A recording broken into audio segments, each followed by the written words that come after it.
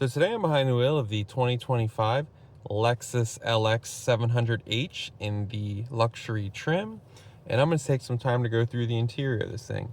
But before I do, please like this video and subscribe to my channel if you haven't already. So like normal, I'm going to start over on the left. So you got your window switches right here, you got your door locks, you've got your buttons for the toggling the rear mirror adjustment.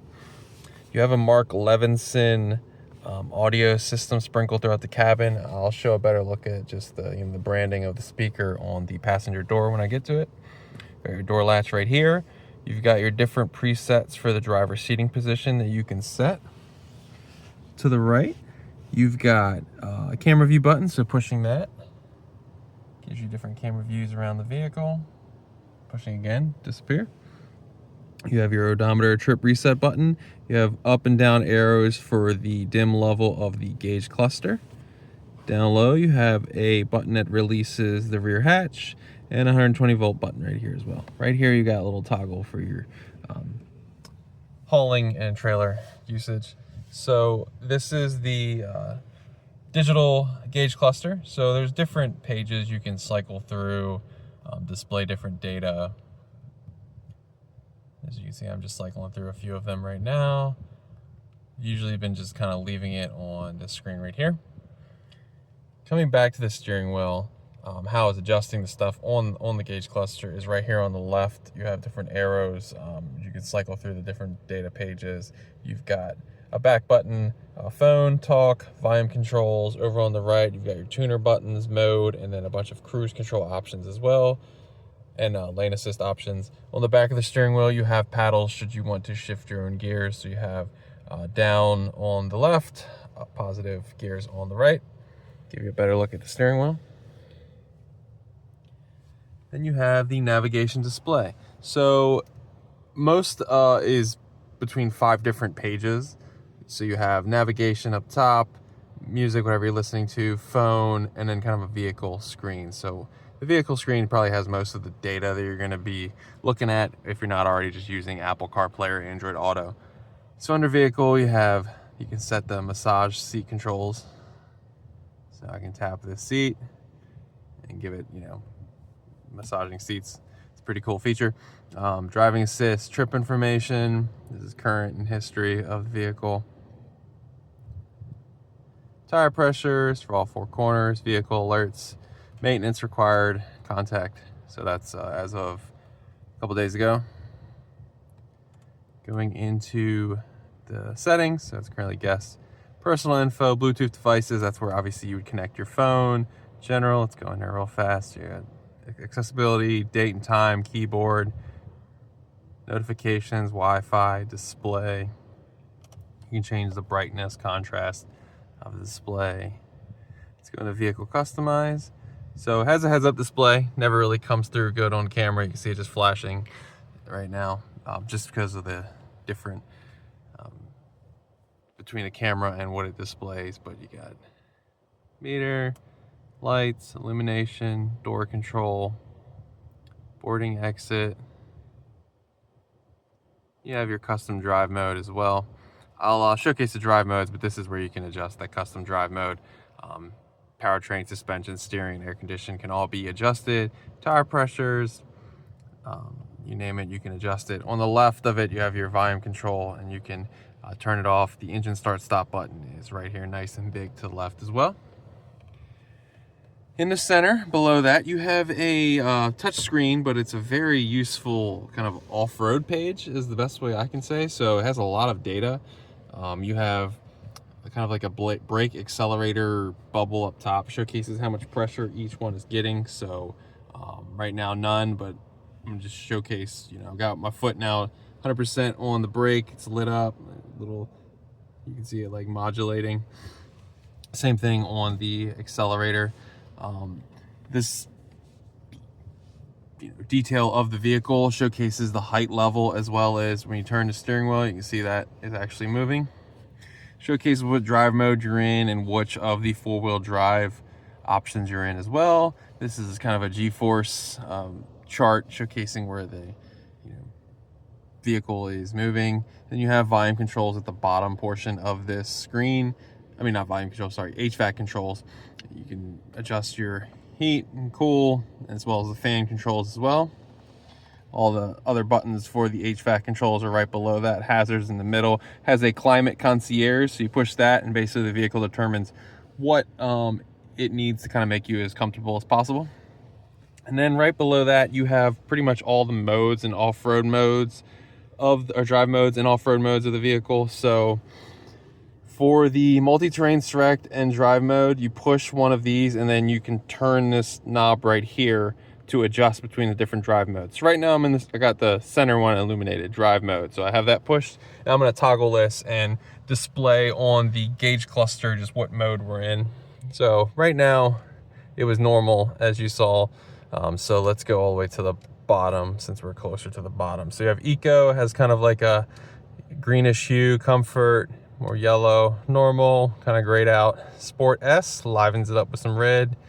Sport Plus, some more colors, and then custom. Like I showed, that's how you can adjust the different custom drive modes. Also, each time I'm selecting the different drive modes, it has a little blurb on the navigation display, and if you're not in the vehicle customized screen, like I just currently have it sitting, so let's say you're normal and you're twisting all the way to custom, when a custom bubble pops up, you can hit settings right there and it'll pop you right here, whereas all the other ones don't have that option. So that's different drive modes. You know, Lexus doesn't hide what the drive modes do. In their name, that's pretty much what they're achieving. So Eco obviously is giving you that more fuel efficient driving experience.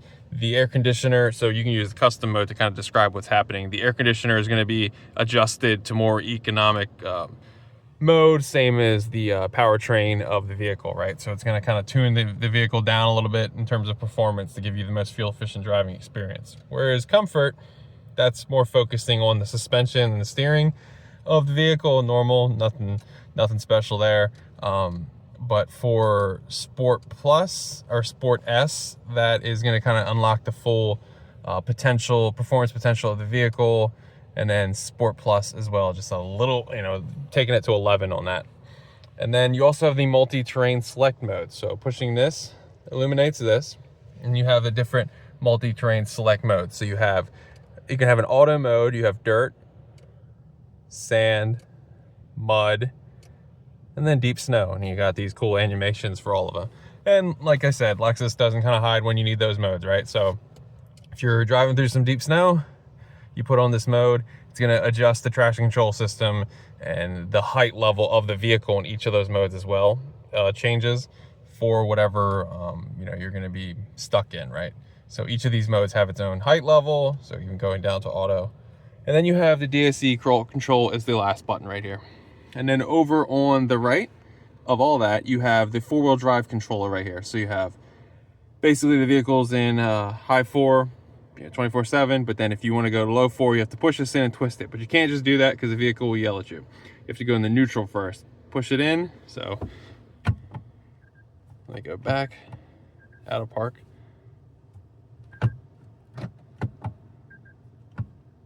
There we go. So I'm currently in neutral. I'm gonna push this in, twist it to the left, and now the vehicle is not yelling. If you were to do that without going to neutral, you'd have beep, beep, beep going on. So I don't have that. But once you're in 4 low, you get all the nice little cameras showcasing what's in. This is currently the front view. These are the left and right tire views, and you can adjust some of those as well. So I'm gonna go back into 4 high, put it in park. So below that, you got cubby hole space right here. Over on the left, you've got an old school smoker's plug, I say. Then you have 3 levels of ventilated and heated seats, basically AC cold seats and heated seats for both the driver and the passenger. You have 2 levels of heated steering wheel for the driver. You also have auto settings for both. And you have parking assist button as well. You get the gear lever, which I kind of showcased when I was going to neutral. So you have reverse, neutral, drive, the manual mode as well, and then park is a button you push down. To the left of that, you have a parking brake little latch right here. You have the auto hold button right here. You have the center diff lock, traction control off, and you can raise and lower the vehicle should you wish as well, like manually if you have a certain level you'd like it to be. jump over the charging pad, which is right here. You have 2 cup holders. You got your armrest, which pushing that, this current model has a cool box. So pushing that will keep this like basically like a mini refrigerator. You can put some sodas in here. I would say about 8 Cokes could probably sit in here. So 4 stacked, 2 high about. You will need the air conditioner on because it kind of steals the cold air from the air conditioner to cool that down. Going to the passenger side, you got your glove box. I mentioned that Mark Levinson audio system sprinkled throughout the cabin. Give you a good look at the door. The design of the seats goes to the rear. Currently has my child's car seat in there, but give you a look at the seat behind me. Only the front has a sunroof. Sunroof controls located all up top. Sunglass holder. So this is cool camera view. So you can have just normal mirror, what's in the car, flip it, and it just shows you what's directly behind the car on the camera view. But that is basically the interior of the 2025 Lexus LX 700H in the luxury trim. If there's a feature or button I didn't go in depth enough on, you have some additional questions about it, please leave it in the comments below and I will get you an answer. And if you have not already, please like this video and subscribe to my channel if you haven't already. Every little bit helps and I appreciate it all. Thanks for watching.